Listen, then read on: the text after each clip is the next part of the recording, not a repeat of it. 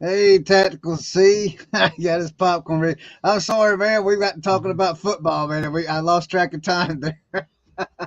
Welcome, everyone, to Pickin and Grinnin. Today we got Brandon and Brad with us today. Leroy, I'm not sure if he's going to make it today. He might. Not 100% sure. Hello, Sue. Nice to see you. So was just talking about football, and so some of you guys watched the show last week about goals we set, and I've met two of mine already. I got one of the first one. I got my thermal printer in today, so got that goal accomplished. Got a light box accomplished, and then we got other things. So, how's everybody's week been going? We'll start off with, I guess, Brandon. You're at the top up there. How you been this week? I had to get back in the groove of working, and then today I had to go to the airport and pick my in-laws up. So, yeah, just trying to get back in the groove of everything. I took some time off to just rest and relax. I still packed orders, but I wasn't doing listing or any of that stuff. I felt I worked pretty dang hard, excuse my language, throughout the year. And it was time to relax a little bit and recharge. You haven't even been sourcing yet, have you? No. I haven't sourced anything really in about maybe a couple things here or there in the past 6 weeks. Right. So. Oh, let me in. Oh, there. Look. I'm sorry, brother. I didn't see you down there. I've been here since 6:30. No. Come on, man. Hey, so we were talking football, and if you notice, we got the Dolphins below me, and then the next victim is sitting beside him. Oh, are they in the playoffs too? No, but we got Pittsburgh this week. Yeah, I can't. It's hard to pull against the Steelers, man. I feel like my team. I don't think my team's going to make it. My team's going to need a miracle, And then mine's the Falcons, so they're going to need a miracle. Yeah, like a time machine miracle. Yeah. So here's my question. Okay, so today's topic is sourcing for 2024. So I have a question for Leroy. Have you sourced anything yet? I have. I wanted to say no, but no. You guys will like this one. Always open up your avenues. Always have business cards that have your phone number. And when you go to yard sales and stuff, give it to them. Say, hey, you know what? If you have more of the stuff, give me a call. And if they're serious, they will give you a call. I had a guy, he's actually a pastor. And he's like, oh, yeah. He's like, I'll let you go to my warehouse. And like everybody else was like, he had so many people that I didn't think it would ever happen. So long story short, I went to the flea market. It was dead as a doornail. For me to go to my local flea market and not spend, I won't go if I have under 100 because I don't want to waste my time because I always find good stuff. And I shouldn't do that. I should just go anyway. So I spent $13. That was it. And I'm like, let me call this guy because he's where my flea market is. So I called him. He's like, oh, this was the day, New Year's Day. So he's like, listen, he goes, I'm doing some family stuff. I'm going to a brunch. Can you meet me later on between like 3 and 4? I was like, yeah, I'll meet you. So I met this guy. I got to go to his shop where he has all his stuff. And I only spent $200, but I got some good stuff. That's awesome. So I know Brad has been sourcing. So how has it been, Brad? You sent me a picture the other day. I was pretty impressed. Yeah, we didn't go sourcing because we needed anything. It'd been a long time since we'd been out, and the wife was ready to get out of the the work dungeon, as it were, and go get out and do some buying. And so we took her out and went and did some sourcing, found some pretty cool things for the day. It was a little slow, but it's like I told you last night. You always, when you get back at the end of a day, when you actually start setting things out, you realize you got a lot more stuff than you thought you'd got. So yeah, but yeah, it's not. We have so much stuff. I showed you that pile of stuff we still have to list. So yeah, y'all good to March, ain't you? Probably, at least. So I went. Let's see. Today is Thursday. Yesterday, Tuesday. I went thrifting on Tuesday, and I made a video. I don't know if you guys watched it yet or not, of what I found. I found some really cool stuff. I didn't have my phone on me, so I just went off the thing. But what I want to say is right now, and those of you that are watching, right now, if you're into toys, hit your thrift stores up, because those parents have emptied out them children's rooms and refilled them with new toys, and they took all of their old toys to the thrift store, because I found some really cool stuff. So today I went thrifting again. Went to a couple of places. There's one place in my local town I probably will never ever step foot in again, because I'm looking at fishing rods that are older than I am, that are beat up, scratched up, and they're reels, and they want $65 for them. So, and their prices, everything I looked at was $25 and up. So that's probably the last place. I won't go back to that one. And so that thrift store's dead. So I'm not sure why the thrift stores are, some of them are pricing so high. But I went to the same one I went to the other day, and I picked up some more items. Now, Brandon, here's something for you. I did something that I'm not familiar with. I know nothing about, but I'm gonna dive into it, and I think I picked the perfect spot. I don't have them here right now. I got them; they're still in the truck. But I picked up 9 bags. How many? Oh, I'm sorry, 18 bags, Ziploc bags of baseball cards. And they wanted 50 cents each a bag. So it was $9 for 18 bags. I says, well, I can spend $10 on that, just to dive into it. I ended up spending $2 on it. The lady ended up giving me all the thing for $2. So Chris is going to do some investigation in some baseball cards, which is really, really. Well, good luck, because here's the true thing. Like, I'm going to be realistic about cards. I have tons in here. 99.999% of cards you're going to find out in the wild are not going to be worth the time you spend on them, let alone the nickel that you paid for them. Right. There's so much out there. The values are so little that you're going to sit and take more time to go through and try to figure out what you got, and you're going to take time away from things that could be producing money. Even with all of the stuff here, I'll tell you right now. So I've been going through some stuff. I'm actually cleaning out some areas back here. I'm going to redo this room a little bit at a time. And I'm liquidating a lot of my cards. I have a stack of cards right here that I pulled out of a box I've been going through. One of them is a guy that everybody knows the name of, Mickey Mantle. Now, people unfamiliar with baseball cards would hear Mickey Mantle card, and think they got something worth a boatload of money. This card's worth about $1.50.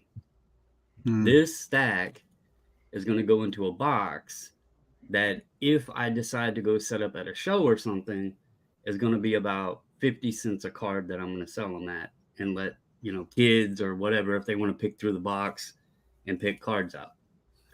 Most of the stuff isn't worth what you think. So hopefully I'm not expecting. You can find something out of it. But my point is, let's say you spent $2 and you find a $10 card. Yeah. I know the volume that it takes to have 18 Ziploc bags of cards. and the amount of time it's going to take you to figure out through those 18 bags, if you found a $10 card, that you're going to get an $8 profit, before fees, but you're going to take a lot of time away from something else that might make you $15 or $20. So yeah, I see what you're saying. Yeah. So most of the stuff out there isn't worth it. Or $10. Or $10. That's a socket. Yeah. You can get no SK. I'll give you guys a little hint here. SK deep sockets. Everybody's looking for sets. This socket here, I don't know what I paid for it, 10 cents. Now this, I promise you'll get $8 for. Mm-hmm. Because people make this, they rebuild sets. You don't get this anymore. This is what you need to get into, Chris. I keep telling you. I'll tell you something else. I will vouch for that. Here's the God's honest truth. Instead of spending $10 on bags of sports cards, go find a bucket of tools or something like that. If you got $1 box of, a thing of tools, pick that up and go through and look at the sockets and stuff. As long as it's got some kind of name brand of sorts, it don't have to be Snap-on. But as long as it's not, SK sells really good. Blue Point, SK, Black Hawk sometimes. Craftsman. There's brands out there that are unknown. I would 100% vouch for that. I bought a whole toolbox for $100 one day. I'm still going through it. You can make your money back so quick. And if you're going to put the time in, those pieces are the one reason I got into reselling is because the margins in sports cards are so small. You can't live off of it unless you're doing an enormous amount of volume. Mm-hmm. That's why I got into reselling to begin with. So if somebody's rebuilding a set for SK, which if you have a set of these, they probably go for about the whole set of these probably goes for about $100. Okay, if people are missing sockets all the time, if you have these and you can sell one or two here and there, it takes you no time to clean it. I mean, I could show you, Chris, how to clean it. And where we are, you are only about 30 miles from me. It's plentiful. That's why I moved here. You got to do what you enjoy, and if you don't enjoy it, then don't do it. But you have a good sauce. Like, I would eat that sauce up until that sauce goes away. I was just going to dip into something new. I mean, try something a little different there with that. I'm not like going out spending $100 on a bunch of cards. Yeah, no, I did buy something else today. I've seen people buy them and sell them before, and it's emblems that go on the side of the cars, the Chevrolet and then the F-150s and all those other numbers for foreign cars and all that. I bought a tote of those. There's probably about 150 of them in there, and I paid $50 for the whole tote. You just got to make sure they're not repop. What's that? You got to make sure they're OEM. You got to make sure they're factory. They're not repops, because if they're repops, you can actually get zeroed. Oh, okay. Well, I wasn't aware of that. I talked with Eric about it, and he said that was a good deal on those. Some of them are new. That they actually that they're still got the paper where you pull off the back and stick it on instead of, and then some of them's got the rivets where you pop it into place, like the Chevrolet signs. They got to pop it in. Mm-hmm. So that was something neat that I got today. So I filled up my truck again today. So that's good. I shouldn't be. I'm like Ping here. She says she's got a death pile in her garage, living room, dining room, and bedrooms. I got a storage unit full, and I'm just. But I just couldn't help myself. It's right after Christmas. I know everybody's emptying their house out, because I got a bunch of new stuff. So I just couldn't help myself. But what she has done also, look at this, guys. She's closed her warehouse space down and saving herself $1,200 a month by doing that. And I want to explain, Chris, I'm not saying that you can't find a needle in a haystack on the sports cards. And I'm not saying, $2 waste your money because, quite frankly, you could pitch them and it's only $2. I get that. Yeah. The point I was trying to make, though, the margins in it and the fact that you could go on Facebook Marketplace right now, I would guarantee you go on the Facebook Marketplace, type in like sports card collection, you're going to find boxes and boxes and boxes and boxes and boxes that people are trying to get rid of. Right. And they're sitting there because either A, people think they have $1 million and they don't, or B, it's junk. Most cases it's junk that they want $1 million for. But my point, you just said you had a whole storage unit, right? I would guarantee you that storage unit will produce probably one item that you have in that storage unit would produce more profits than every card in that bag in less time. And that's the point I wanted to make. Like, it's okay to like try to dabble in something, but there are thousands and thousands and thousands of cards you have to learn. And it's going to take you so much time to try to figure out what you have, what it's worth. They take forever. Believe me, I love collecting them. They are boring as heck to list. Then card people, you got to know what their price, like what the price is, okay? And it's such a volatile market. If that card is $4.99 today, it might be $2.99 tomorrow. You're going to have people message you, hey, would you take $2.50? They're going to ask you, how does the corner look? Has it got any scratches? This, that, and the other. You got to know all this stuff. And it is a huge headache. I listed some cards this morning, and I kid you not, it wasn't even 20 minutes. I had a guy asking me if I would decrease my price on 2 cards by $10 and give him free shipping. I had just listed them.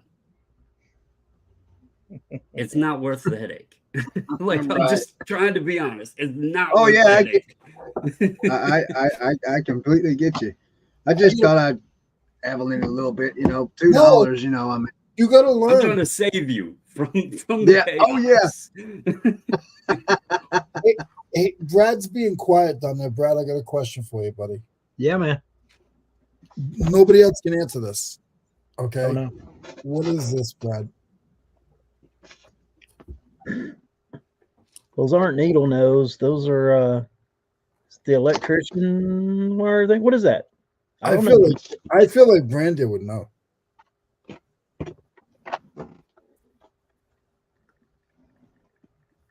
Any idea? They look like wire cutters, but I couldn't tell if they had the cutter on them. Tactical Z says lineman pliers. No. Yeah, they're not. Are they Kleins? No, they're not. Listen, do they have gears in the?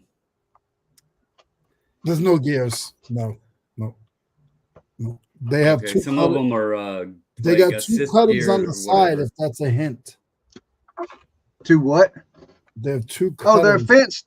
They're barbed wire pliers. Okay. So when you had them the one way, it looked like there was a cutter, but I couldn't tell in the small picture. Yeah, they're fence pliers. They're for doing fence work.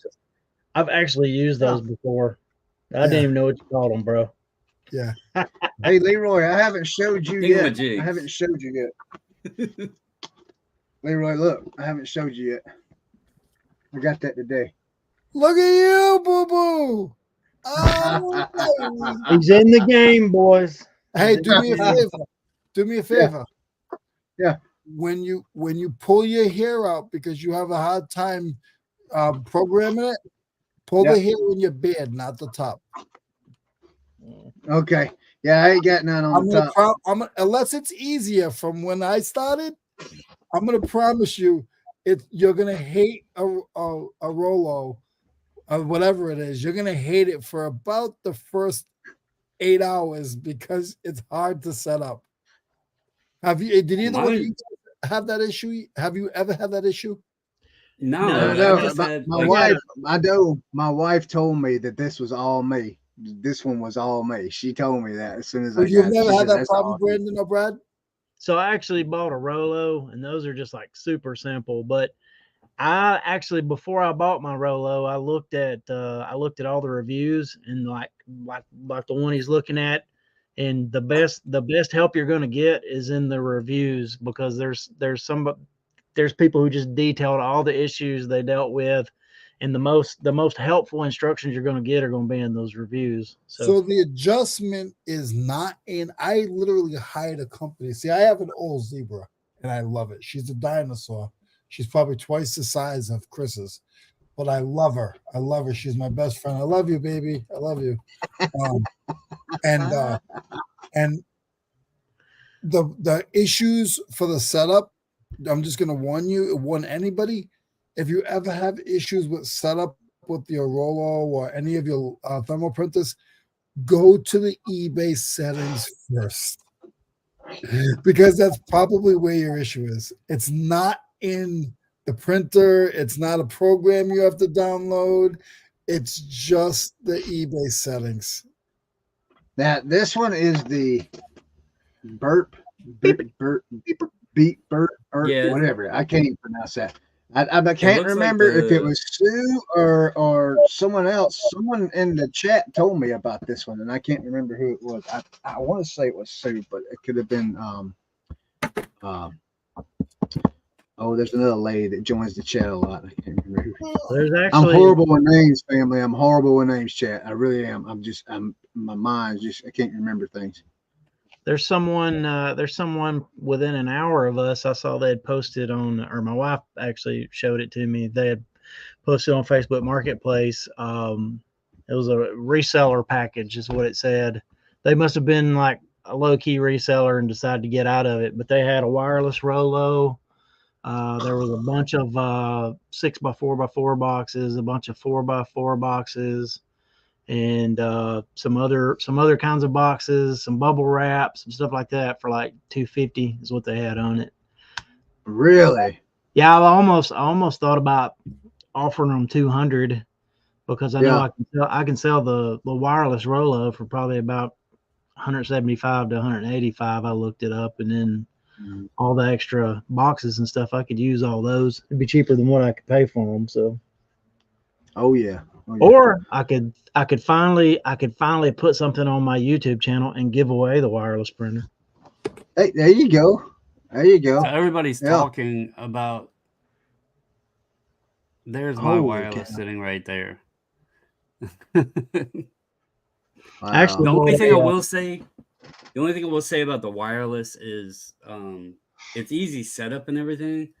The only issue I have is every so often it gets stupid and it wants to disconnect from the network, and so you have to I just cut it off, unplug it, let it reset itself, plug it back in, and it goes about its business. But that's the only problem I've had with it. So yeah, I actually bought so I got a couple gift cards and stuff for Christmas, and one of the things that I bought was a wireless print server, a 2-channel wireless print server, so I can have my thermal printer and my just my regular laser printer connected. And I had just a little cheap one. I can't remember, Starport or something like that. I can't remember the name of it, but I used it forever, and that's super nice. But it works for us because we've got 3 people. My wife can use it, I can use it, and then my son, he's got his own eBay thing, and he can use it too. So it's nice. Yeah, I have my printer there on the wireless. My Rollo's on the wireless. I could actually print right from my phone if I wanted to on either printer because of it's all on like the home network and stuff. So Tactical Z asked, do any of you buy from government auctions? I never have. I didn't know government auctions did like little stuff that we saw. I always thought it was like vehicles and stuff like that. I never done that. I'm gonna tell you what. Like I told Chris the other week. Sometimes just just jokingly, I say we put it out in the universe for something that we need. We put it out in the universe, kind of jokingly, and say we sure would like to have a blank. And you go outsource, and I'll be dadgum, like you'll see you'll see the thing you're looking for. Maybe it's because you were never looking for it before. We talked about that too, but I found a lightsaber the other day, and I didn't know much about them, but I picked it up. And I'd seen a video of somebody selling them, and I said, "Well, let me pick it up. It ain't but $1." And I picked it up and got it home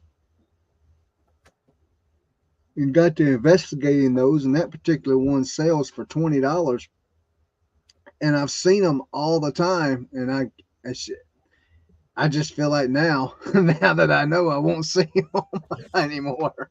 Yeah, What you got, curious. Leroy? Did you say Klein?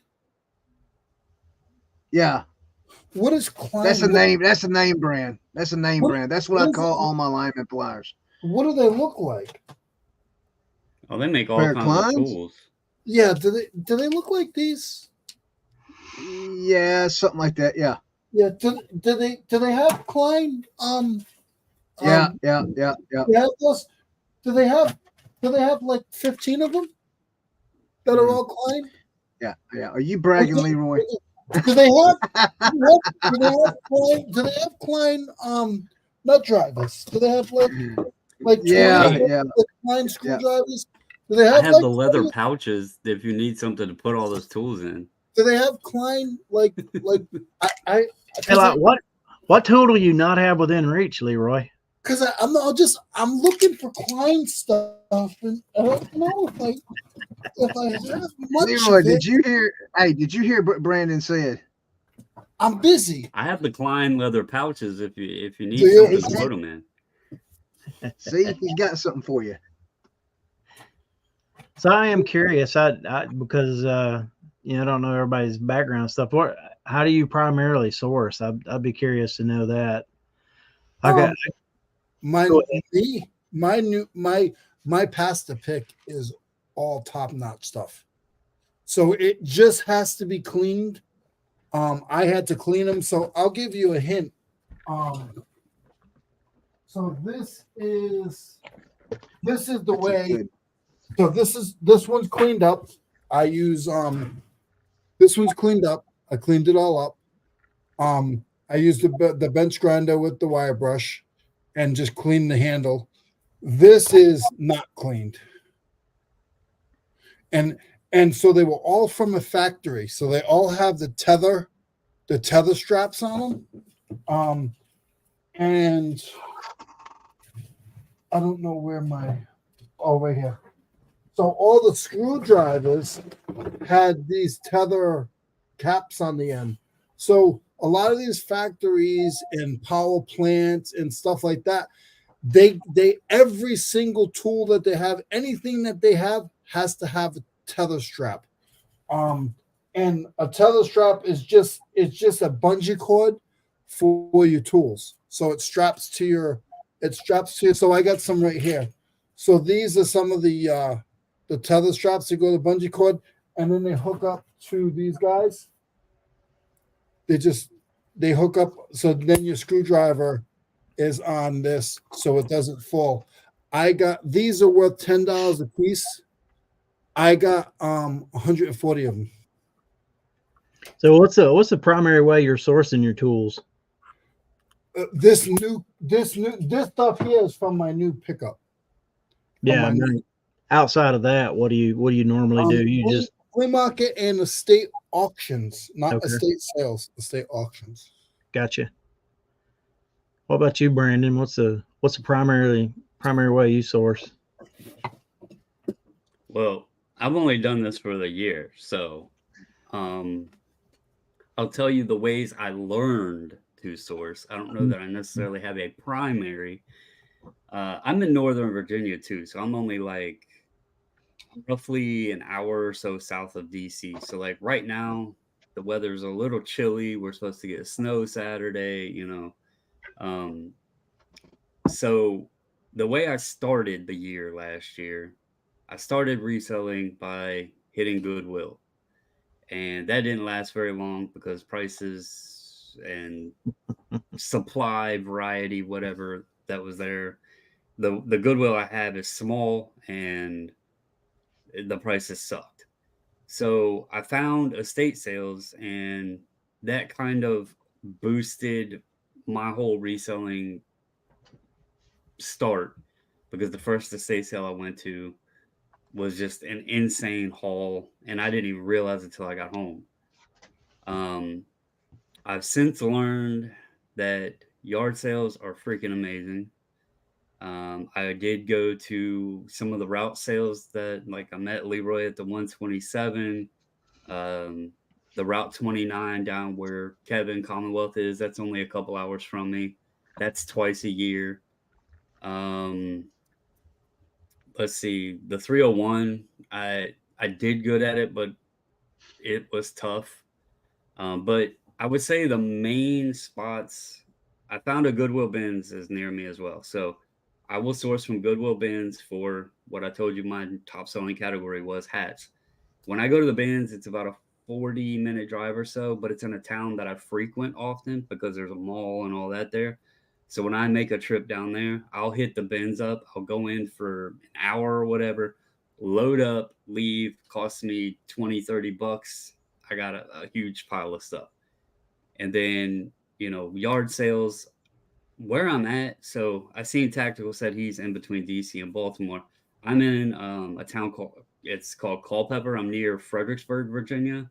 I'm actually north of Charlottesville, east of Fredericksburg, south of DC, and I'm kind of like southeast of where Chernock is. I'm probably not, but over an hour away from where Chernock is in West Virginia. So I'm kind of like surrounded by city/mountains.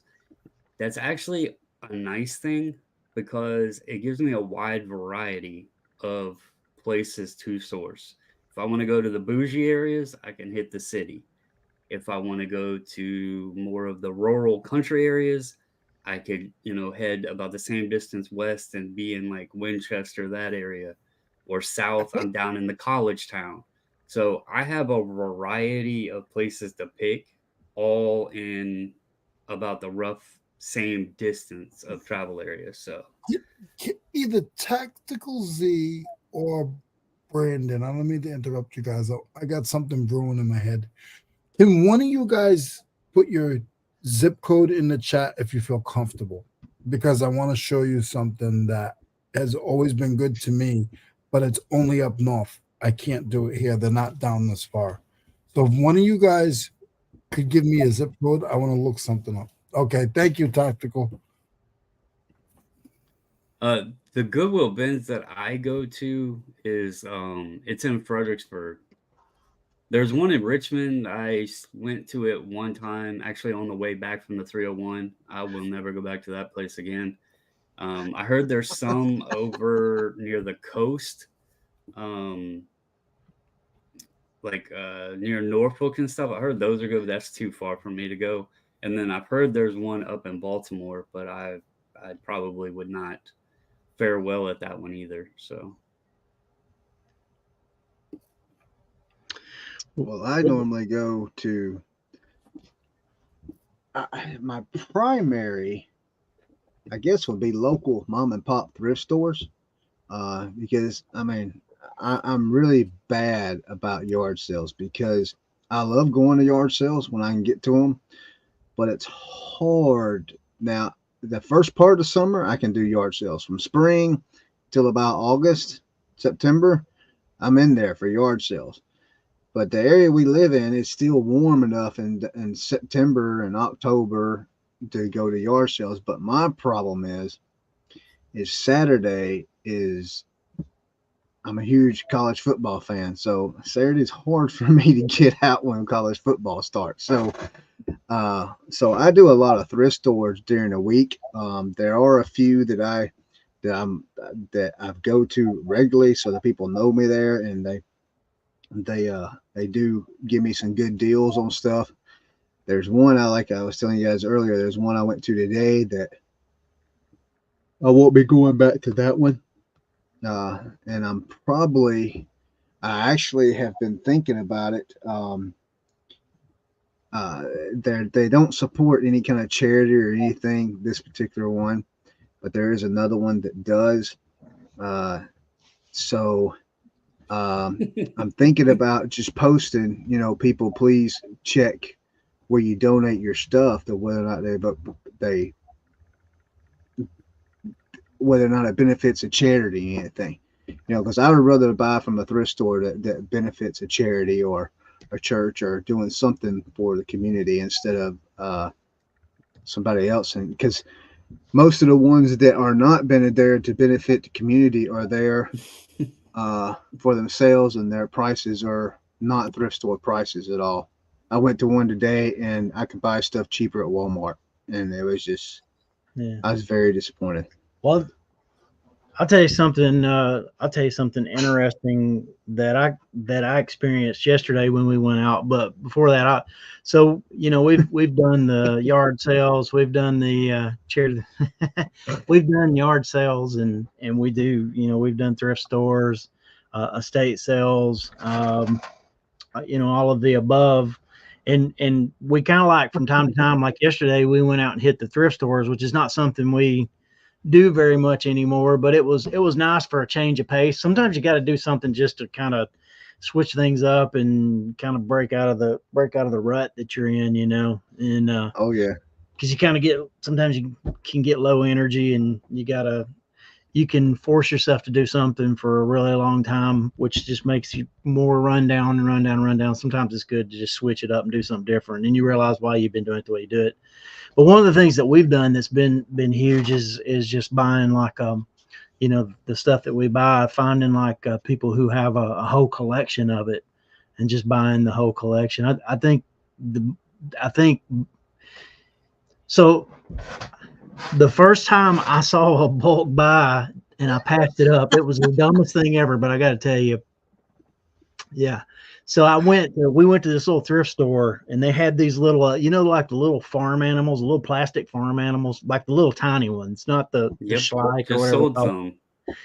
They had these bags of them for $0.25 a piece, and there was probably about like 10 animals in there, right? And so we picked up like, well, we'll spend a couple of dollars to pick up some.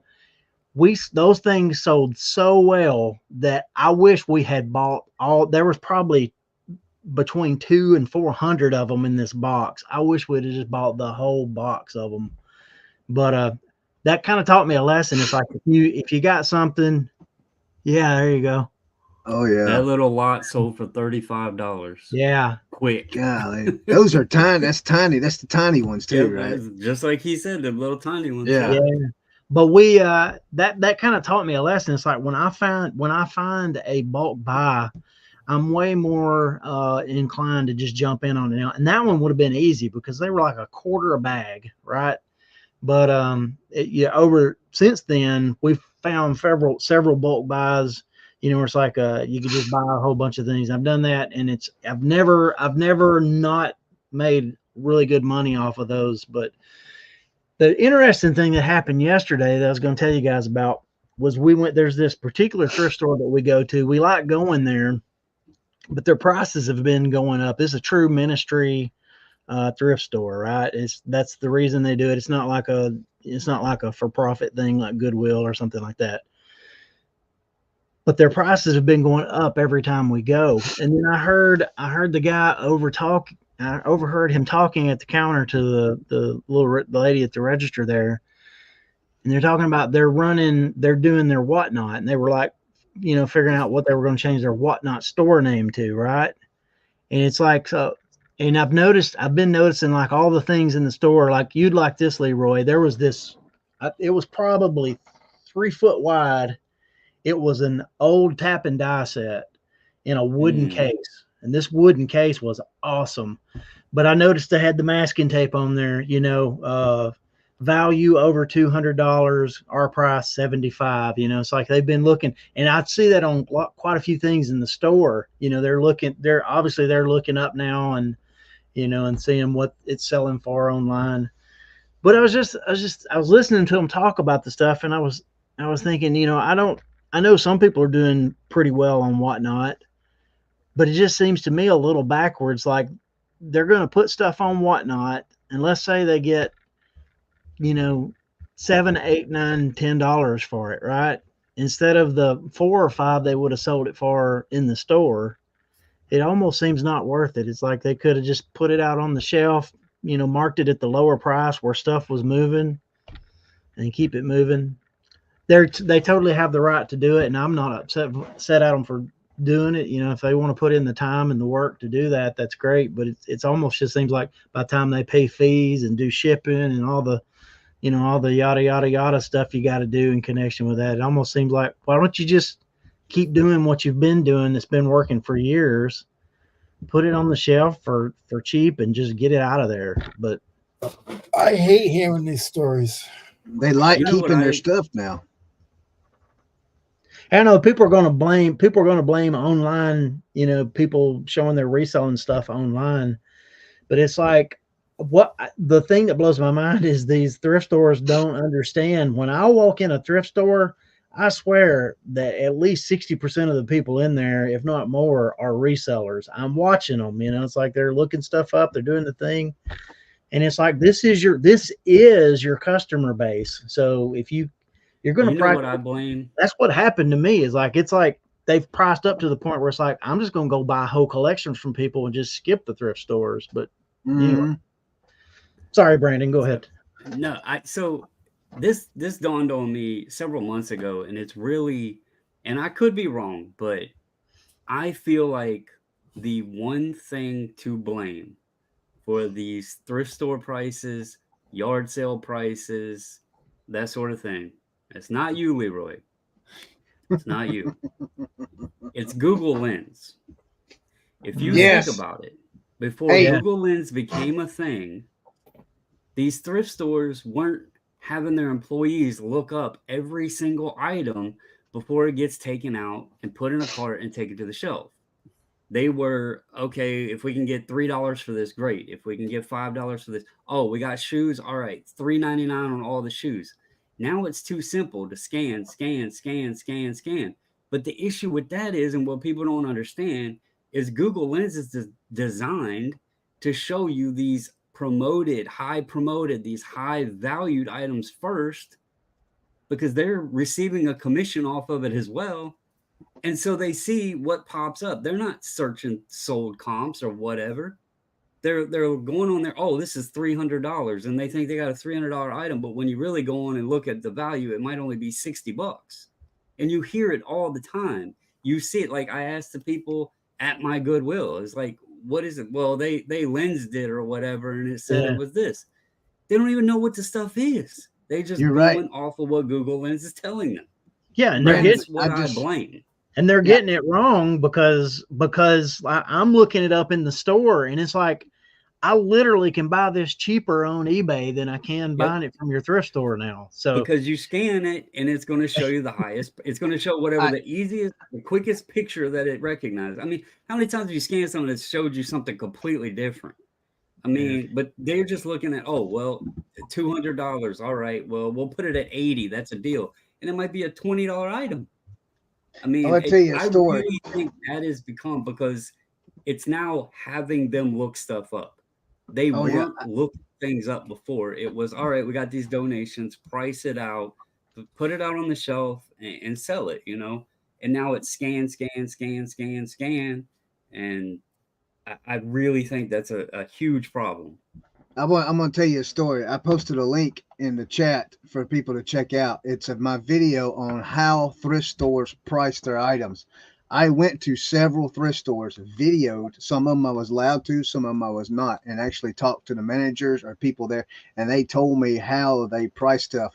And Brandon, what you said, there was a story, and this is what made me do this, is that I went in and there was a box full of, this was last year, Christmas ornament. I had Christopher Radko Christmas ornaments. I still got some. I don't have as many as I did.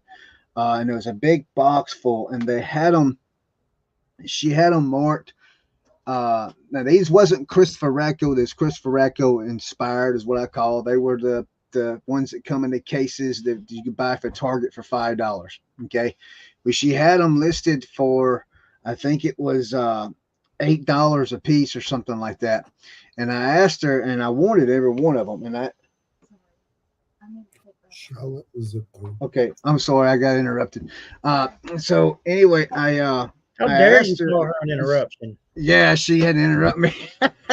So I asked her, I said, how do you price these? Because uh, this is, I want to buy the whole box, but you got them marked too high. And I was just straight honest with her. And she says, well, I went off of what eBay does. And I says, how do you do that? And she says, well, I just Google Lens it and it tells me.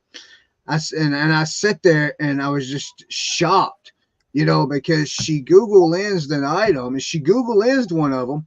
And she says, see, look here, it's only selling. She says that they're selling for $10. So we marked it down to $8. I says, ma'am, no, that's not a for sale price. And she says, what do you mean? So me being the kind gentleman I am and trying to educate the thrift stores at the time, I flat out told her, I says, look, those prices are listed prices. That's what somebody's asking for it. That's not what it's sold for. If you want to know what it's sold for, you got to actually go into the eBay app and you got to click on what's sold. And then I showed her how to do the whole process and showed her that and I was lucky because the one she just particular scanned pulled up for $2.50 and it sold for. Now we all know that was an auction price. It was the only one there, So, but we all know things go a little different. And I got lucky with that one. And I told her, and I said, see, this one only sold for $2.50. You got it for $8. I mean, and if you add shipping for it, it's the same price. People can buy this stuff on eBay almost as cheaper than what you have it listed for because you're researching it wrong. And she says, well, how much will you give me for the whole box? I told her, I says, I tell you what, I give you $2.50 for each item in the whole box. Ended up buying a whole box. Now, I haven't made a lot of money off that box. But my point is that Brandon is absolutely correct. They do Google Lens stuff and they go off of what they see on Google Lens. And then they take a percentage of that. They don't realize when they Google Lens it that it's a listed price, not a sold price. They don't want to take that extra step. They don't care because they don't have time. So that's the problem I run into today. I found stuff in a thrift store today that was cheaper at Walmart. And I asked the lady, I says, is the blue sticker the actual price that you're looking for? And she says, yeah, our owner did that. And I told the lady, I says, ma'am, this is $65. I could buy this brand new at Walmart for $25. Are you sure that's the correct price? Well, you probably need to go buy it at Walmart. I says, I probably will because I probably won't be back in here again. So that's the attitude that they have. They don't care. They've marking things up because everything else is going up. So they don't care what the items are and how much they cost. They're just going to scan it and go look at it. Oh, well, this sells. Oh, well, this is $200. We'll do $150, and it don't even sell for that much. I mean, it's. I think in order to fix it, either here's the thing. Brad said something that is absolutely correct. Thrift stores somehow do not understand that their customer base, 90% of their customer base are resellers. And if you're not selling stuff, it's because it's too high for resellers. Why not? If I own a thrift store and it's full, why not mark it down to move the stuff out so I can continue to move stuff in? It's just like we do that with our stores. We do that with our stores. I can't speak on all of them because they all are regional based. Goodwills, they have regions based on like county or whatever, or like section of the state.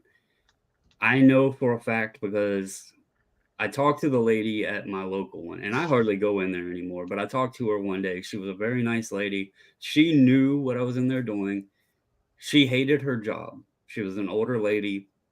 She hated it, not because she hated working for Goodwill. She hated because she seen what they were doing. And she would have conversations with me and tell me some of the processes that they would do. Now, again, I can't say this happens everywhere, so don't take this with a grain of salt. But in my area, so how they have the color of the week, it's supposed to be 50% off. She told me that on Mondays, when the color of the week changes, the reason they do colors is because they will scan the store on Mondays and pull anything with that color, take it back, change the label, and put a new color on it. They've since went to like a not dry erase, but something that they can just write on the item and it comes off. That way they can just write it on there and it's easier than wasting the labels all the time. That was number one. Number two, if it doesn't sell in one store, they will actually move the items and rotate the inventories between stores, because if it doesn't sell at one, maybe it'll sell at another. So that's another thing they do before it ever gets to the bins. Now, she also said another reason, and again, this is my area, that the prices keep going up is because they have competitions between stores of who can have better sales, better, dollar numbers, all of that, which, all right, but that isn't like, I could see Walmart doing that, districts for Walmart who's, having better sales, but Goodwill is getting donations. It's donated items. If Goodwill A is getting more donated items than Goodwill B, then obviously Goodwill A is likely going to sell more if they're priced correctly. I also have this philosophy, and maybe I'm completely wrong, but they get it a little bit backwards, because if you want to sell more items, you're going to do, I mean, look at eBay. Like, we're selling stuff on eBay. If we price our stuff high, it's going to sit there. If I price over Brad prices over Leroy, and Leroy prices over Chris, then guess who's going to be selling? The one who promotes the lowest. The one who promotes the highest. Yeah. Yeah, or has it priced the lowest. So, like, if they really thought about it, it's kind of a backwards system that they're playing. Mm-hmm. But I agree. I don't shop. It's why the bins are so popular, because really good items wind up in the bins. Like, yeah, I've pulled some really nice stuff out of the bins. And that was my next statement. As far as Goodwill is concerned, I have not been in a Goodwill store and probably, man, I would say 6 months, but I think it's been longer than that. Now, the bins, I'll go to the bins all day long. But as far as a Goodwill store in this area, I don't. Now, I'm going to tell you guys, I live in South Carolina. I'm in Pickin, South Carolina, and I'm close to Greenville. I'm close to Leroy there, too. I will tell you where I go. I go to a place called the Dream Center. They have really good prices there. They do support the community. They support, they are a fundraising place. And one of the guys in this video that I shared a link to, I actually spoke with one of the guys there. And I can't remember if I got him on camera or not, but he actually told me this is what they do at Dream Center. And I was really impressed with it. They do Google Lens stuff, and then they do look it up from there to eBay. Now, what they do is he actually knows how this guy I talked to actually knew how to look up sold comps and all that other stuff.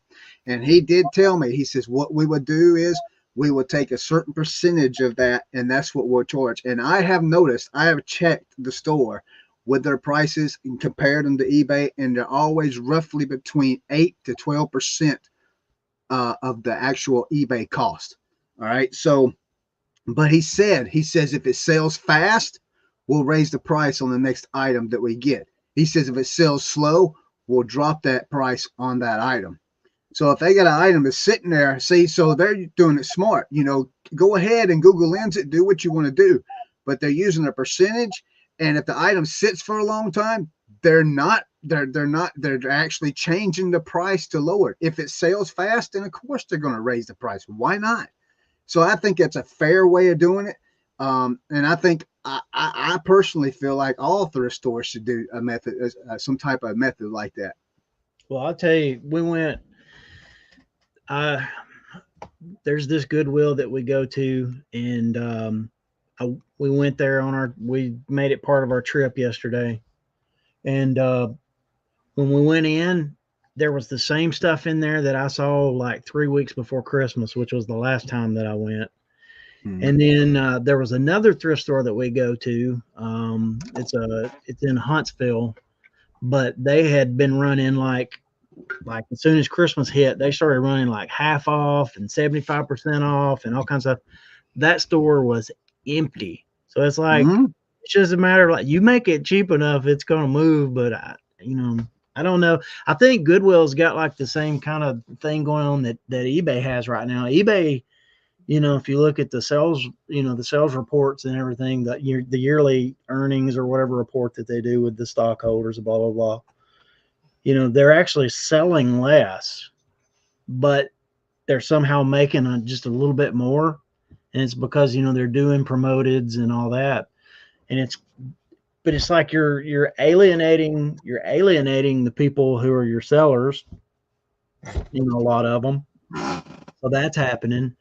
It's kind of the same thing's happening with Goodwill. It's like our sales are down, let's raise the prices on what we have. We don't have to sell as much to make as much money, but it's like all the way around. It's like I think if eBay would work with the fee structure, and I don't know what the answer is with promoted at this point now. I think that that ship has sailed. That cat's out of the bag, toothpaste is out of the tube. They're probably not going to go back, but it's like, I don't know. It just seemed like it's not sustainable. It's the problem. I don't think it's sustainable for eBay. I don't think it's sustainable for Goodwills or thrift stores either. It's like if you run off the people who are buying, sometimes I want to go to the managers and be like, look, I spent $10,000 in here last year, but I don't even come anymore because it's just not worth it. So if you want to raise the prices for everybody else and they're still buying and keeping you in business, making your numbers look like, kind of matching last year. What was you going to say, Leroy?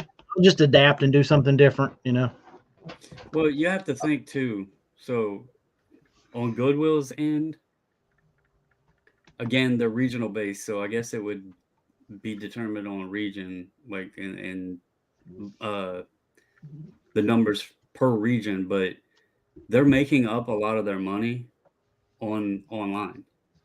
Like they don't have to depend on those store sales because a lot of that stuff's never even hitting the store shelf. They are sending it on. I had a guy send me, a buddy that lives up in Ohio. He actually sent me a link to an auction that was a full, I think they call them Gaylords or whatever, but the big, huge pallet with the box on it full. And all it was Nike shoes. The entire pallet was Nike shoes. And it was on the shop Goodwill. It was on auction, just huge. I don't remember how many pounds it was, but it was like, so many pounds of Nike shoes. And when you see that, you're like, okay, are they just not putting Nike on the shelf? Or, my first thought too, the picture sucked. I was like, is this Nike rejects that they're not putting on the shelf and they're trying to, sell off the junk too? Oh, half of them aren't legit. Well, I couldn't tell too well in the pictures. It actually looked like a lot of them were beat up pretty bad. And you buy that much, I was like, I don't even want to mess with that. You buy that, you're buying Nickies. You're not buying Nikes. Hey, let me ask you guys. Let me ask y'all. What is this? Promoted advanced. I don't know what that is. Yeah, y'all heard of that? The pay-per-click. The pay-per-click one. I do. I do promoted with the dynamic ad rate. Set it capped at a certain amount, but I ain't even going. I'm not going down that rabbit hole of promoted advanced. Well, I just looked at my thing a while ago. The last 116 items I've listed, I haven't promoted, and I've sold some, and I'm getting views on them. So I don't even know if it's even worth promoting anymore. I promote everything for what they want. I put my price lower than everybody else. Yeah. Now, do you use the dynamic promotion, Leroy, or do you set your own rate? No, I use this. Oh, so if it's like 13 point something %, that's what you use? I'll tell you what changed my thinking on promoted, because when you look at it, it's like, okay, I'm top rated seller and all that, but still, even with all of the top rated seller and blah blah blah blah blah, you're still paying close to 13%. And it's like, I feel like I don't want to give them any more than that. But then I thought, you know what? I don't have a problem going to Poshmark and putting something up for sale. And it's 20% right off. It's 20%. So it's like, so I kind of like backed off of like the eBay, like, I hate eBay thing. And so it's like, okay, if I'm okay going and paying 20% on Poshmark, I'm gonna kind of adopt the same attitude about eBay, and that's kind of paid off for me. So so here's the question. I'm promoting. Yep. All right, I did a video. I opened up the books. I was very open, honest, transparent, showed everything because I'm just that type of person. I ain't got nothing to hide, and I just. I thought it'd be fun to share my first year. For my eBay fees and my promoted listing costs, my store fees, everything, the average cost per month comes to $1,345.51. Where else can you go on earth and sell almost $100,000 gross for $1,350 a month? Yeah, you can't have a storefront. I just posted that link to that video. I mean, you're not going to have a brick and mortar store and at that price. How much are your fees a month? $1,000. My fees per month for the entire year. Okay, my fees for the year were $16,146. Broken into 12 months, it came to $1,345.51 per month. Yeah, that would be the 12-month average. That's $200 a week. Okay, but $1,350 a month. Where are you selling nearly $100,000 gross amount over the course of a year for $1,350 a month? Nowhere. Everybody. I mean, I don't do Amazon. Amazon maybe, but I heard that's a nightmare and a headache, and I don't deal with new unopened items, so that's not my marketplace, right? Used goods, reselling. Where are you going out there to sell almost $100,000 a year in your first year and only pay $1,350 on average per month in fees? Nowhere. That's good. Yeah, that's and good. That's promoted. That's my eBay fees, everything, store fees, all of it. Tactical Zed said the Amazon returns are crazy. So yes, the fees are, or think of it this way. My eBay fees for the year were almost the identical amount as my shipping labels. Are we going to complain that the USPS is taking advantage of us? I mean, we got to ship our stuff. So, I mean, they were almost even. So, I mean, I know it sucks because we're giving eBay money, but they are providing us all of these reports. They're providing us worldwide sales. We're open 24 hours a day, 365 days a year. There's glitches when with you're the update, whatever. But when you're sleeping, you can wake up and you can make $80, $200. Yep. Yeah, I mean, yeah. So we were sitting at Christmas dinner. We were sitting at Christmas dinner with our family, and it was like cha-ching. Yeah.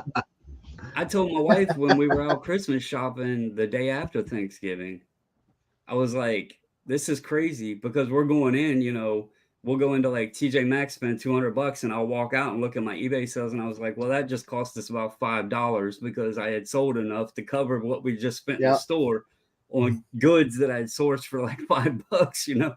I was like, this is pretty cool. I go in, buy stuff, but I come out and I've made money, So yeah, I mean, I get it. That number sucks. It sucks hearing that you spent, $16,000 in fees. Yeah. You have to go, Leroy? In a minute, I'm going to do my shipping first. Okay. I don't know. Hello, where Rachel. You're getting that option. So. Hello, Rachel. Happy New Year to you. Hey, Rachel. I actually watched one of your videos a while back where you were talking about the item specifics and talking about putting. This is like a butchering of your video, but talking about putting. I know which one you're talking about. Yeah, like the Christmas, like Christmas is. I don't remember you talking about the advanced order, but I tested that a little bit, and it absolutely 100% works. So thank you, Rachel. Yeah. Yeah, she put out a great video about using those specifics and stuff, which was really cool. Look, let me tell you guys what's happened to me today. All right, so all right, you guys remember my free keyboard, right? Remember the free keyboard? So I put it up for auction. It sold today for $75. All right. So check this out. So when I made the listing for the auction, I listed it as I'm pulling it up right here right now. I'm listing it as it's the whatever kind of keyboard it was, and in the title it says parts or repair only, no power cord. Okay. So and then I listed it as a parts and repair. Don't know if it works or not, all that. So I get a message from a guy today before the auction ended. The bid was at $76, and the guy messaged me. He says, "Hey, if this thing doesn't light up or whatever, can I return it?" And I'm like, "No, it's for parts repair. That's what's in the listing. That it's as is, And so within 30 seconds of the auction ending, the same guy that messaged me bid it to $77, and he won the auction, and that was earlier today. And so now, 5 hours, 6 hours later, I'm still sitting here waiting on him to pay me. I hate that. I hate that. That just really sucks. He might have had a snipe set, and then he wound up winning it. And after your response, he decided he wasn't going to pay for it. Yeah, I have a fun question. Have you guys had the buyer that might have had too much wine on New Year's Eve and is just overly excited about the simplest item and messages you constantly before they buy the item, right after they purchase the item, right after you ship the item, and then when they see that it will be delivered? Have you had that buyer? Because I literally have someone that bought a $15 pair of jeans and has messaged me, I know, 20 times. They've messaged 4 times today to let me know that the jeans are supposed to be delivered today. So I hope you enjoy them, Rachel. It's like 8:58 this morning. Hello, I'm getting the jeans today. 3:47. Hi, the jeans are being delivered today. 3:47 p.m. Very fast. And so I responded. I said, great. I'm glad they made it. Enjoy. 3:53 p.m. Oh, I didn't get them yet. In a couple hours, I will. And I'm just like, what the heck? Like, literally, it's been over a pair of jeans. So I was like, somebody had a little too many sips on New Year's Eve. I had we sell a lot of Playmobil, and we had sold it was called a Harvest Witch, and the little character didn't have like a witch's hat or anything. It had like, I don't even know what the clothing was like an autumn kind of colored thing. It wasn't even like a traditional witch with a pointy hat kind of thing anyway. But this lady messages and she says, is it supposed to have a hat? Does it originally come with a hat or something? And I was like, so I looked it up and I told her, I was like, no, it didn't come with originally it didn't come with a hat. It just had like the little bowl thing that it has, like almost like a little bowl on its head. And I said, but I looked and there are lots of, Playmobil witches hats for sale. If you want to stick a witch's hat on her, you can find one. And she said, well, the kids, I don't know if she has like a daycare or what, but she's like, the kids keep asking me and they're driving me nuts. Where's her witch's hat? Where's her witch's hat? And so this is like, and then radio silent for like 4 or 5 days. And then again, like it start up again. Like, I think I'm going to have to return it because they just keep asking me. And it gets to the point where it's almost like, for the love of God, just return the thing. Right. I just return it.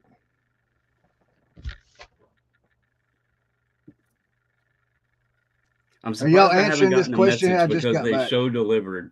I'm really that. surprised I haven't gotten a message. I get the question, how do you know what material this is made of?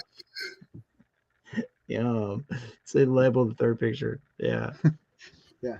Well, Well, y'all okay. ever get one of those like kind of kinky ones, like, you know, like where they're like message like, you know, can you do this with it? Or I have not had that. No. No. I just block All right. those people. It's like, oh, I ain't got time. So I got a question about my sale though. I was telling you guys that. So if the guy doesn't end up paying, there used to be an option that said that you can offer the last bidder I think it's last chance offer or So the next whatever it is. Mhm. Can you Second still do chance that? offer. You should be able to once the time is expired. Also, something I've not heard anybody discuss, or maybe I just haven't caught it in videos out there. And I'm in a Discord with some sports car guys, and they were talking about it. And then I seen it, I think, messaged in the RIN thing. But has anybody else experienced the new, like, I guess, offer feature where if you send an offer or whatever and somebody counters you and you accept it, it actually sends, like, it keeps the item active until somebody actually checks out. And so other people can actually check out on the item. I had a buddy that, like, had an offer accepted, but he didn't get to check out in time and he actually missed the item and he didn't know what was going on. And apparently, like, other people can now check out even though your offer or counter or whatever was accepted, or vice versa. If you, like, if somebody counters back and you accept, it gives other people the chance now. There I hadn't seem seen to that be one. trying too many different things though when they wanted to do automatic payment. Like, how See, is that even a thing if automatic payment's supposed to be working? Yeah. Like, I think automatic payment is working because I've been getting hate mail because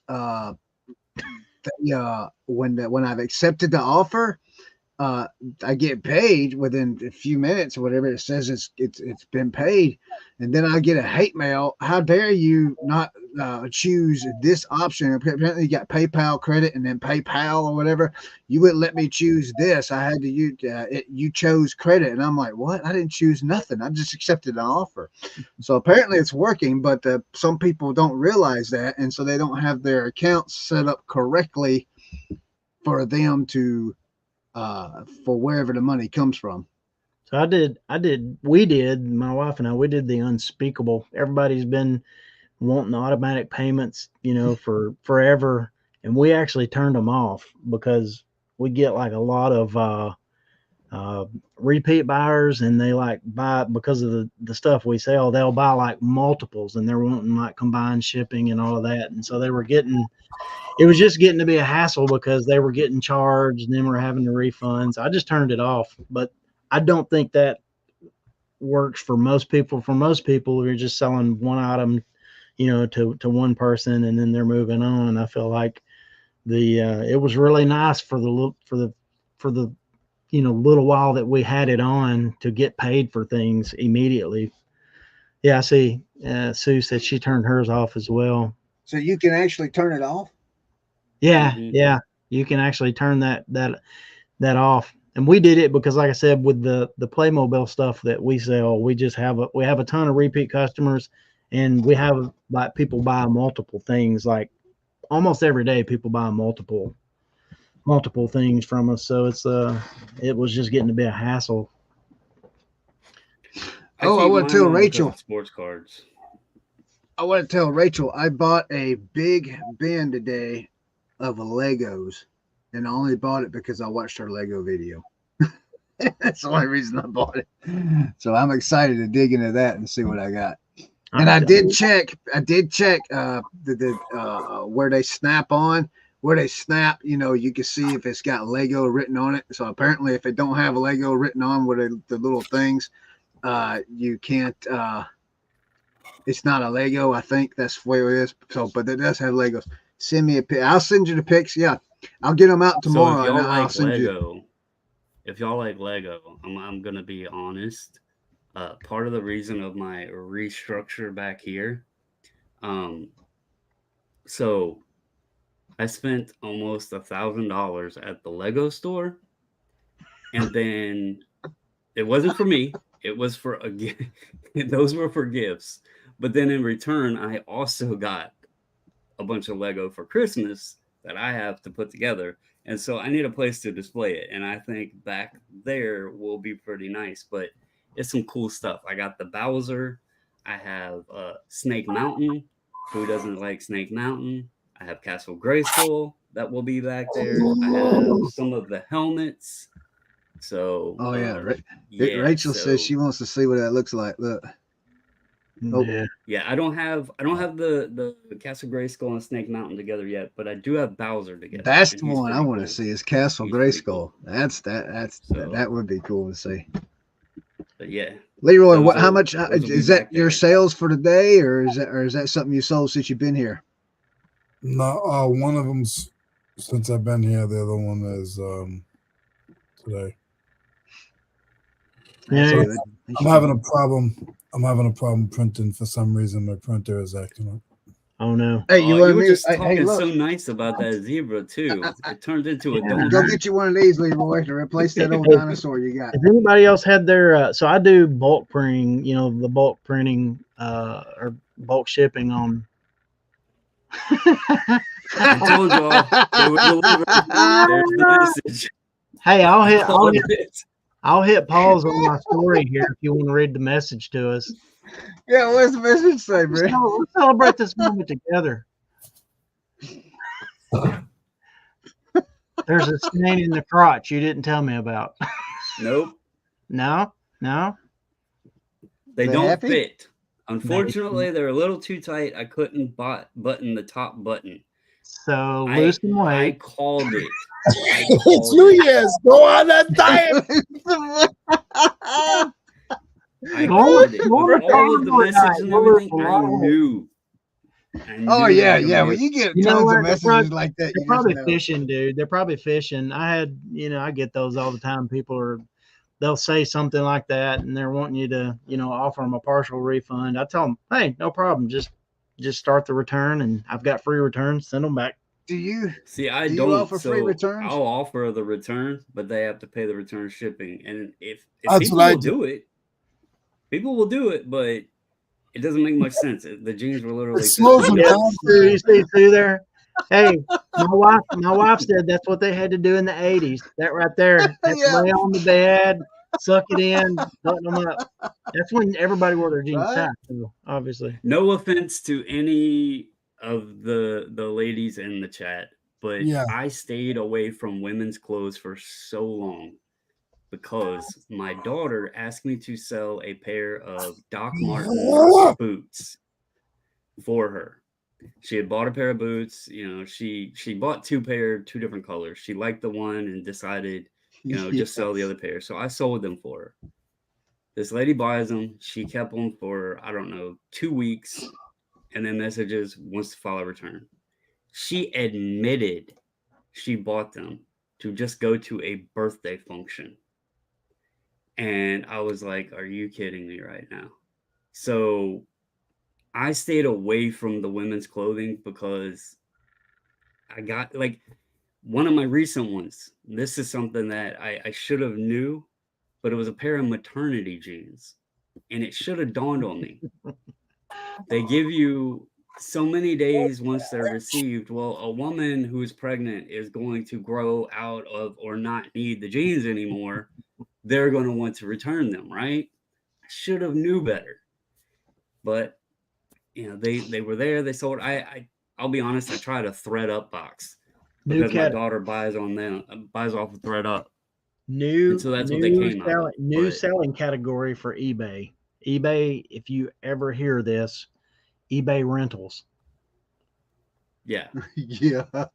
So no offense to anybody, but it definitely, I have way more trouble in the women's clothing category than the male. I mean, men, if they can wear them, they'll wear them. But so, Brandon, Pocket Change podcast. And 3 guys there. It's not Jimmy. It's the other. Or it's not Jimmy or Joe, No, it's but it's Jimmy. the other guy. Oh. Yeah, there's Jimmy and there's Joe, and then I can't remember the other guy's name. But the one guy I can't remember his name.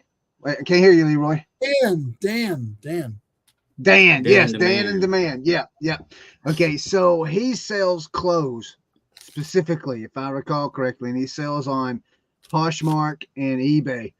And he says that he does not, Dan and Demand, yes, he says he does not offer free returns. He's always paid shipping. And he says whenever he gets the returns, he just tells them no problem. I mean, I do offer returns. You just have to pay for this return shipping label. And he says 9 times out of 10 they won't do it just because they got to pay to ship the item. Yeah, that's how I do it. Like, I don't have it on there.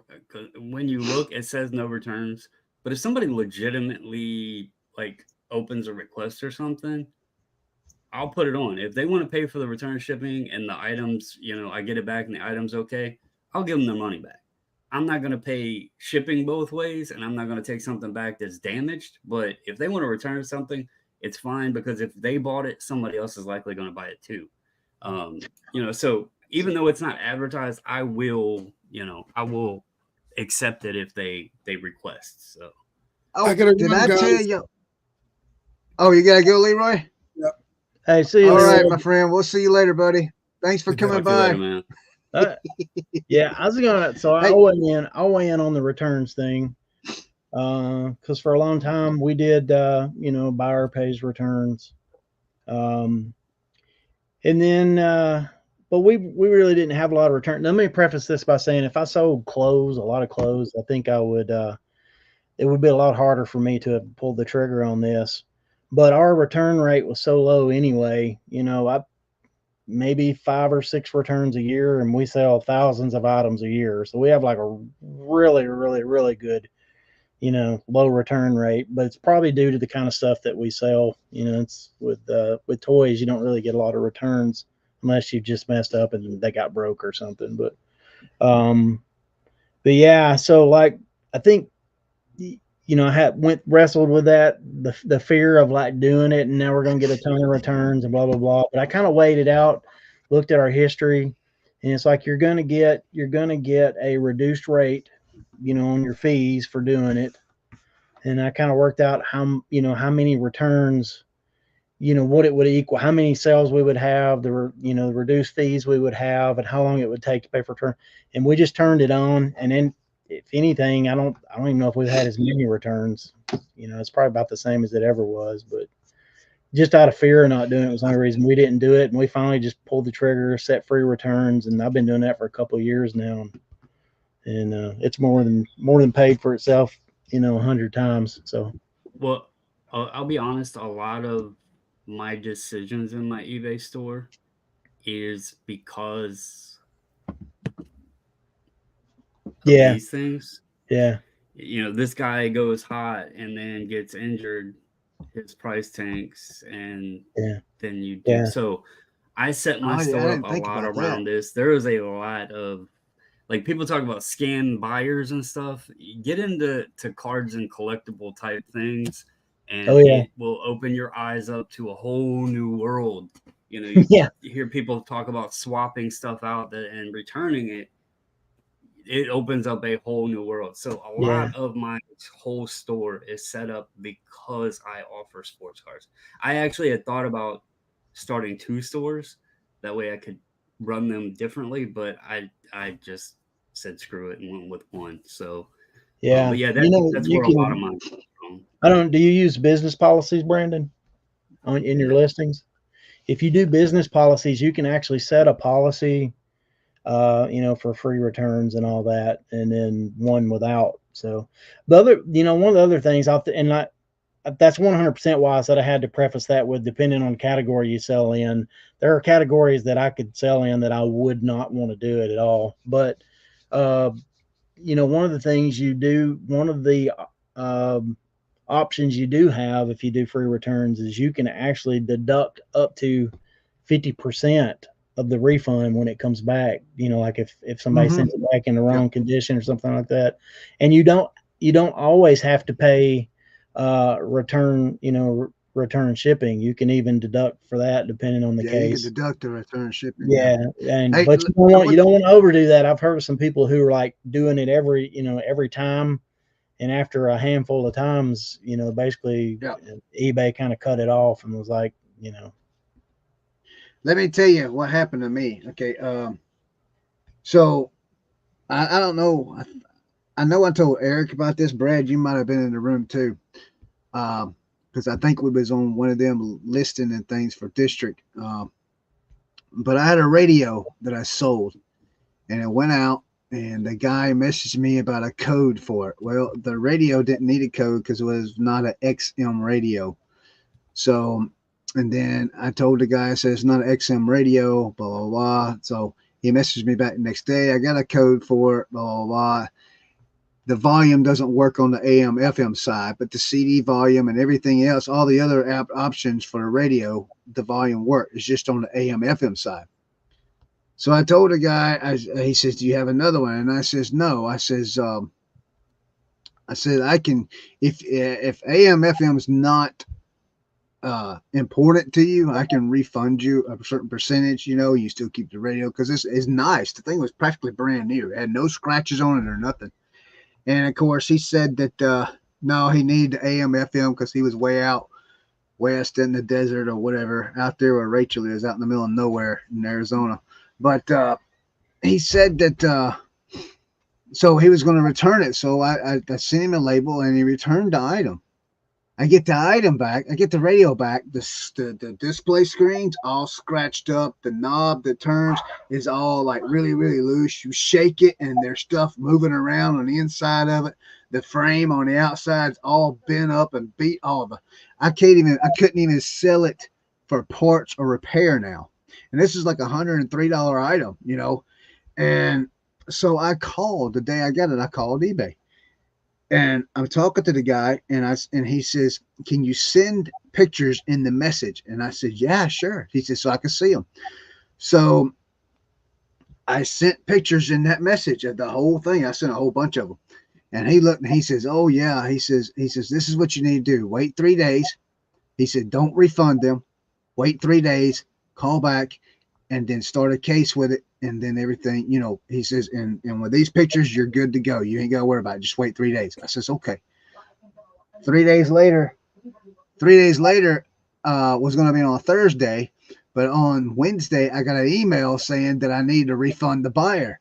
And I'm like, what? So I called them that Wednesday, and I talked to a different lady, and I went through the whole spiel with her, and she actually seen the pictures, and she says, oh, yeah. She says, yeah, this is damaged, this is, blah, blah, blah, blah. They sided with me and everything, told me not to worry about nothing, that they'll be taken care of and all this, and that, and the other. On Friday, I get an email saying that the buyer opened a case against me because I hadn't refunded the money. But these last two people told me not to refund them, not to do anything, that they would take care of it. So I called. And when I called, because the buyer opened the case, now it's a completely different story. I'm at fault. I'm going to get a strike on my account, this and that and the other, and blah, blah, blah, because they're having to handle it. And I told the lady, I says, are you not looking at any of the messages or anything that's been talked through the last over the week? Oh, yeah, I see where you've called in and you filed this. And even Wednesday, y'all filed a report against the buyer. I said, so why am I at fault now? Well, the buyer filed a report because you haven't paid. I says, you guys told me not to pay them. You told me not to pay them. So we went through this whole big spiel, and now it's all my fault. And then all she said, and I just flat out told her, I says, this is just absolutely ridiculous. eBay has never treated me this way, and I'm going to make sure, I'm going to tell everybody I know about this. And she says, well, sir, we can do an appeal. And I says, well, okay, well, what does that mean? She says, well, we can just do an appeal and see what happens. And I says, okay, we'll do the appeal.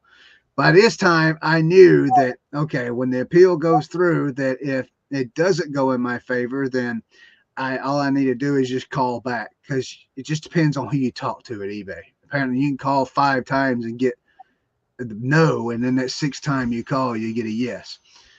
So lo and behold, I did an appeal, and then on Saturday I get an email, and my appeal went through, and I was found at no fault, and this and that and the other. They refunded me all my money, gave me all my money back, and all this other stuff. And I just could not believe that I had to go through that whole spiel.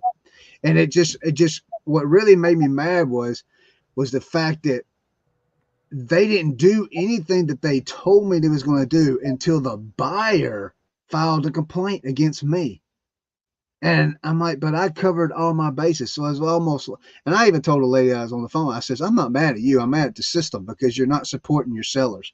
You're supporting your buyers. Your seller's been notifying you for a week now about this problem. And then all of a sudden you won't do nothing until the buyer files a complaint. So that was my whole deal with that. But hey, it turned out good. It turned out in the best for me. So I was happy with that. All right, the wife is hollering at me. She said it's football time. Apparently Thursday night. Oh football. Yeah, it is Thursday, isn't it? Who's playing? Yeah. Who's playing? I don't know I have no idea. Who's playing, Tammy? I know the very last game of the regular season is the Dolphins and the Bills. Well, rewinding back to football, I meant to say this earlier. Yeah, I'm glad it worked out too. You said you don't go to yard sales because you're an NCAA football fan, correct? Yeah. It's over with. Monday's over with. Monday's the last day. No. You live on the East Coast. Yes. Yard sales start around 7 a.m. You can go from like 7 a.m. to 10 or 11 and still make it home in time for the football game. You're right, Brandon. But here's my problem. I start watching at 9 o'clock. College game day comes on at 9 o'clock in the morning. So there is 2 hours there I can do it. Do you have DVR? No, I got internet TV. I got YouTube TV. You can the game will still be there from the start when you get home. Do the earbud and go to the yard sale anyway. Yeah, I'm just saying you are leaving so much on the table for some football. I'm just kidding. Oh yeah, I get you. That's just me. You know, I'm just lazy like that. I get. Thanks for being here. No, Sue, I was not slamming Arizona. I actually lived in Phoenix, Arizona for a couple of years back in the early 90s. I lived in Glendale, Arizona, if I recall. I think that's right. Glendale, Arizona is where I lived. You go out there. You go out there and source them items and get that bankroll up, and you can go to the games live in person. Oh yeah. Just think about that. That'd be nice. So I'm a huge Georgia fan. Man. My season ended Saturday, yeah. Was it Saturday? No, it was ended with a bang. Friday or Saturday? Man, that was 63-3 or something like that, right? I felt bad for Florida State, man. I did. I mean, but Kirby Smart said it. He says it's got to be fixed. They got to fix college football when these bowl games because these kids opting out and all that. It's got to be fixed. But anyway, I'm just glad Alabama lost. If Scott's in here or watching, I'm sorry, my friend. But other than that, anyway, I appreciate everyone. Sue, we'll see you later. Thank you for joining us. I appreciate everyone that's joined us. Appreciate all of you that have watched us later. Brandon, do you have anything going on this week?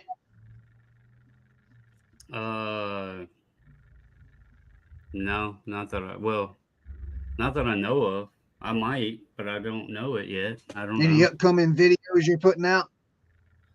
I don't know. I normally do mine on Wednesdays. I might start sprinkling some in more. I also have thought about firing up my card channel and doing more over there again too, because I didn't do many videos in 2023 on that channel, and the funny part is that channel is actually monetized. This one isn't. So I mean, if YouTube's gonna pay money, probably should put some content over there. I mean, it doesn't make me much, but money's money, right? So, Brad. But yeah, like I would like to build this channel up, so I've just been focusing on it. But we'll see how it goes. I've just been sticking to Wednesdays for now. But yeah, I don't know. Is this the week I put my first YouTube video up? I don't know. We talked about it. Did you make the video? No, man. I was busy. Oh, I'm too busy selling to make videos. What are we talking about? We're talking about videos. I want to say something that's funny about the videos, though, because my last video I thought would be one that people would actually find interest in, and it's had like no views, no comments, no views, no nothing. And I'm like, okay, my previous which one was that? Like over 1,000 views, 20+ comments, and all this, and I'm like, what the heck is going on? Wait a minute, are you talking about the one about the numbers? Yeah, I thought the numbers would about the real numbers, because not a lot of people will open the books up and share that information. Yeah, I was did like, the same thing, man. Interesting to people, and it's like a dud. Like nobody's watching it, no comments, no nothing. I get on just nobody wants to know the truth. 20 minutes, and I get 1,000 views, and I'm like, this doesn't make any sense. They don't want to hear the truth because they think it's negative. They like, oh, I don't want to see the real numbers because then I'm not going to want to do this. I don't know. I can't explain that one. So, that one's got me stumped, but whatever. It's YouTube. So, Brad, we're going to have to help you get started on your first video then. I do videos all the time for church and for stuff like that. Yeah. So it's not a matter of like, technical know-how or anything like that. I'm all good there.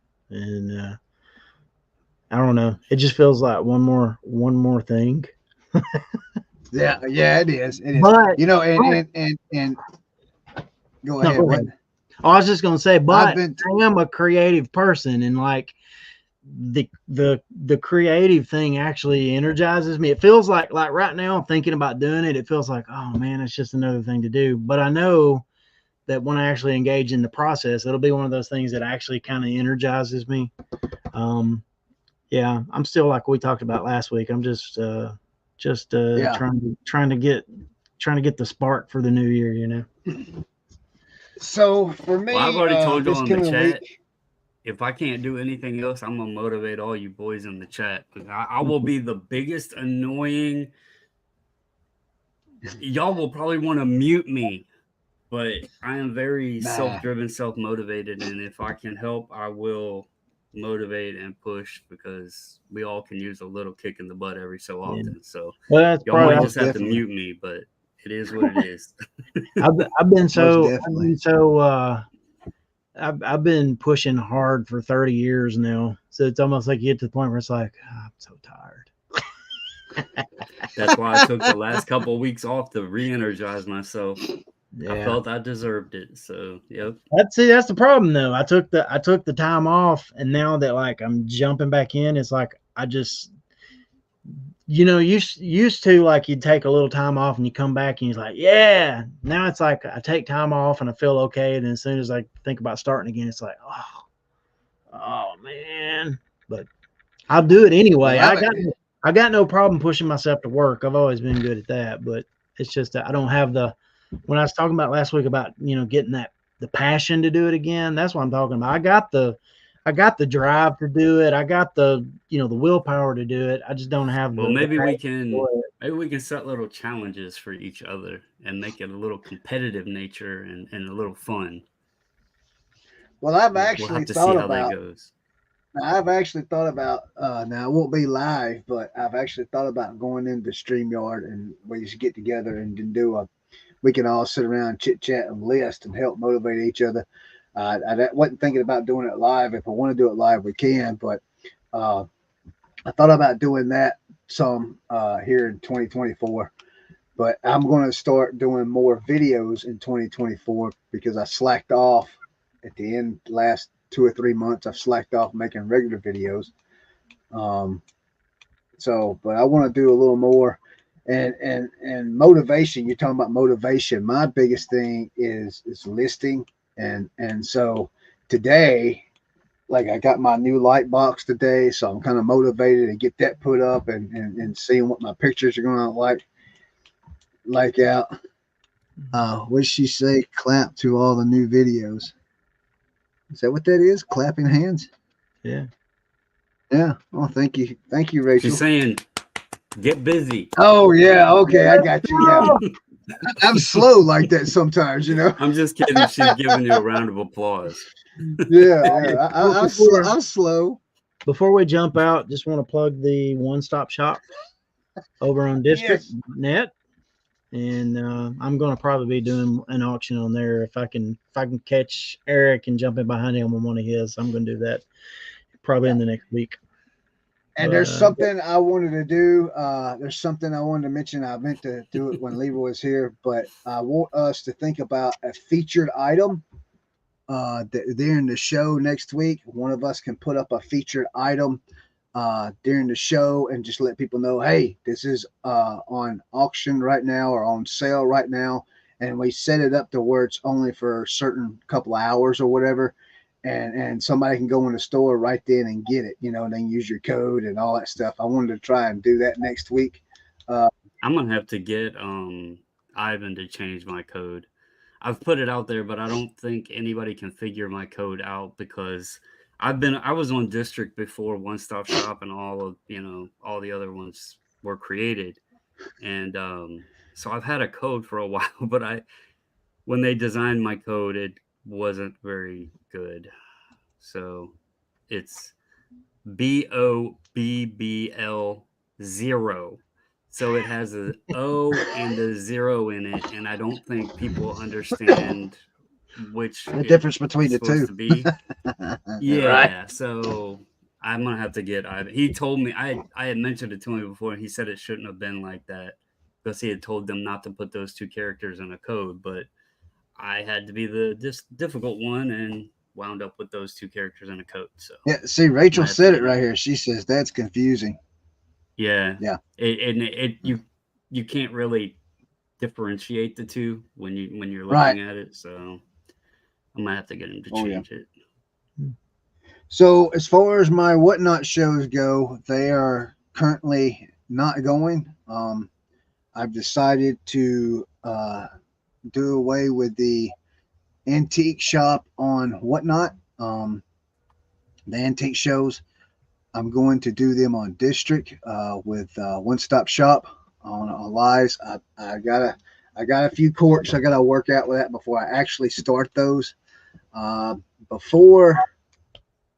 Before the next show, I will have an auction on One Stop Shop. Probably the same thing you're going to do, Brad. Hopefully, Mike can get it all done the same day together. It's going to be a bunch of vintage Olympic pins. Some from Barcelona back in the 80s, I think it was, and then the maybe in early 90s, but 1996 Olympic pins. I'm going to be running those on there also in the next one. But other than that, that's all I pretty much got. Just our new time here, guys. 7 p.m. Eastern Standard Time. We had to push it further out because our time interrupted, the time before interrupted family time for pretty much everybody. So it's kind of a supper situation. And we're sitting there starving to death. But hey, I appreciate everyone watching, and thanks for joining us. Be sure to check out each one of us channels. Brad, do you have anything on your channel at all? No, but you know what? I'm going to commit to putting something up there soon. Rachel says she thought this was a real short show. We've been live for an hour and 43 minutes, Rachel. Yeah, thanks once again to Rachel for the investigative work you did on the item specifics.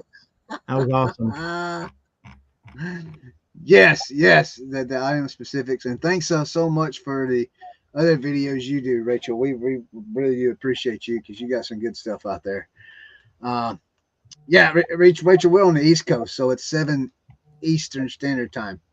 So, it's okay.